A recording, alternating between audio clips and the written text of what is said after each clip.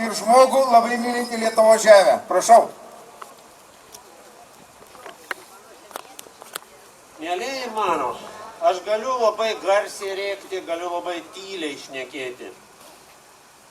Mano galvoje sukasi pačios baisiausios mintys ir nenorėčiau jūsų gąsdinti ir jūsų užpykdyti, tačiau privalau pirmiausiai pasakyti, kad bet kokia tokia akcija, ar bet kokia demonstracija, ar piketas neturi prasmės, jeigu jis neturės tęsinio. Aš siūlau iš kiekvieno susibūrimo tęsti labai reikalingą ir prasmingą pagrindinį darbą. Visa, ką jūs čia parašėte ir ką pasakėte, be abejo yra tiesa. Tačiau aš labai noriu pasakyti pačią pagrindinę tiesą, ko jūs dar turbūt nesate girdėję. Arba tiesiog esate girdėję, tačiau jūsų galvose tos tiesos nebeliko. Aš turiu rankose vieną iš parašytų pagrindinių Lietuvos valstybės dokumentų, aplink kurį renčiami visi tolesni įstatymai ir veiksmai. Tai yra Lietuvos Respublikos konstitucija, kuri 2003 metais buvo perdaryta taip, kad Lietuvos žemę, vandenis vidaus ir miškus nuosavybės teise gali įsigyti užsienio šalių subjektai. Šį veiksmą padarė, nevengiu to žodžio, Lietuvos pardavėjai esantis šiuose rūmuose, buvę šiuose rūmuose.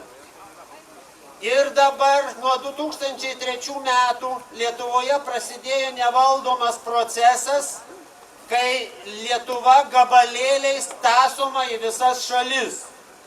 Ir štai šita akcija jūsų tai yra tik pasekmė. Priežastis yra ta, kad šiame dokumente neliko lietuvių piliečių teisės į savo žemę. Jūs perskaitykite šį dokumentą ir jūs pamatysite, kad mes jau nebeturime teisės, konstitucinės teisės. Ir mielieji mano, ir šioje uždaroje akcinėje bendrovėje, kuri vadinasi Lietuvos Respublikos Seimas, ir individualioje įmonėje, kuri vadinasi Lietuvos Respublikos prezidentūra, ir užsienio kapitalo įmonėje, kuri vadinasi Lietuvos Respublikos vyriausybė, ir ypatingos paskirties dalinyje, kuris vadinasi Lietuvos Respublikos teisėsauga, sėdi žmonės, kurie ant ausų, ant burnos ir ant akių užsidėję filtrus. Tie filtrai yra paprasčiausi pinigai. Ir visos mūsų kalbos jiems nedaėjo ir nedaeis. Jie turi filtrus, kurie nuo tiesos žodžio juos sėkmingai gina. Todėl mes, maža grupelė, nuolat besiplečianti, siūlome jums tęsinį.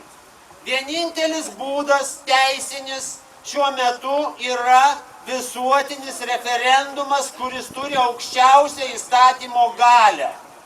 Todėl aš labai prašau kiekvieno jūsų čia esančio susirasti mūsų iniciatyvinės grupės asmenis, ar Pranciškų Šliužą, ar Romą Kaulinį, ar Eloną Stasiūnaitę, ar Ritą Jusienę, ar kitus žmonės, kurie turi aiškų strateginį planą, kaip grąžinti savigarbą ir Lietuvą į teisingas vėžes.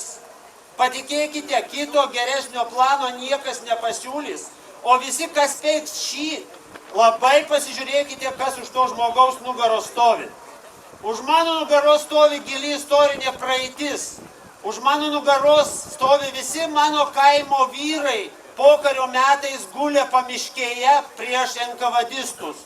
Už mano nugaros stovi istorinė praeitis su visais kryžiaus žygiais ir visomis lietuvių kovomis už savo teritorijos išsaugojimą. Šiuo metu mano žiniomis jau šeštadalis Lietuvos per pardavėjus, lietuvių tautos išdavikus yra atitekę užsieniečių rankosna. Todėl po metų, gegužės mėnesį kitais metais prasidės nevaldomas procesas, kada Lietuvos teritorija teisiškai įgys bet kurios užsienio valstybės subjektai. Ar bus tai Chevronas, ar Monsanto, ar kitokia firma, jau visiškai bus nesvarbu. Ir jie toje žemėje darys, ką nori ir kiek nori, ir mes nieko toliau neapginsime. Todėl aš siūlau ne karu, ne riksmu, o labai tyliai susikaupus jungtis į bendrą būrį, kaip ragina mūsų himnas, ir vieningai eiti labai kryptingą linkme, jei mes norime gero rezultato. Jūs nenorėkite, kad šiuose rūmuose pasirodytų dar koks nors žmogus ir apšauktų mus šunauja. Aš nekviečiu rėkti gėdą, aš nekviečiu rėkti, aš kviečiu tyliai dirbti reikalingą darbą. Patikėsite, ačiū, nepatikėsite, aš paklūsiu bet kokiai grubiai jėgai, nors ir turiu visada savo variantą. Aš žemai jums lenkiuosi ir užkeikiu jūs tautos praeities dvasia, kad jūs ją išlaikytumėt ne vienai šiai dienai, o pažvelgtumėt, kas bus rytoj. Lenkiuosi žemai dar kartą. Ačiū. Lietuvos žemės pardavimui ne. Ne! Ne. Ne! Ne. Ne.